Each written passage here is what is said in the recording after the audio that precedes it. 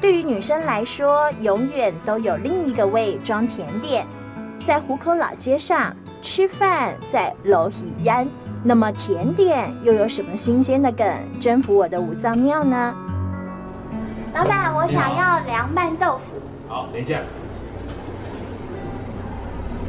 来，凉拌豆腐来了，这是有加苦茶油，是猫咪哦，对，这是湖口特产。好的。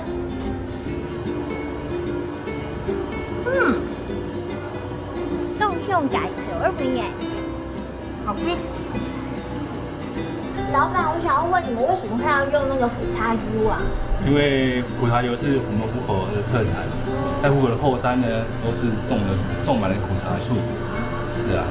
所以就吃在地的意思。是。香啊！豆香的诱人，豆浆的香醇，一直都是我最爱的滋味。而豆花的多变口感自然也不陌生，只是冲豆花我还是第一次呢。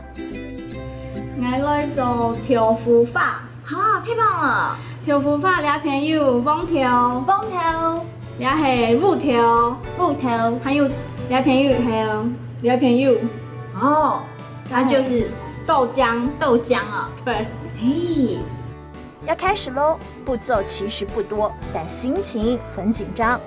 得先用摄氏80多度的热豆浆冲入先泡水的凝固剂地瓜粉，这个动作要干净利落，也是冲豆花成功与否的关键。哇，这闻起来真的有冻用感，甜而美耶！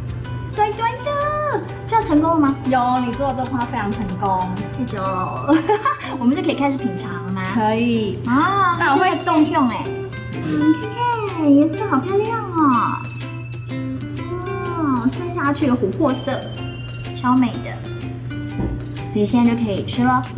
尝尝看你自己手工做的豆花。好啊，好吃。这样会一口接一口哎，而且这杯子拿起来挺方便的。很好喝哦。手做豆花口感是否滑嫩，取决于手法是否干脆。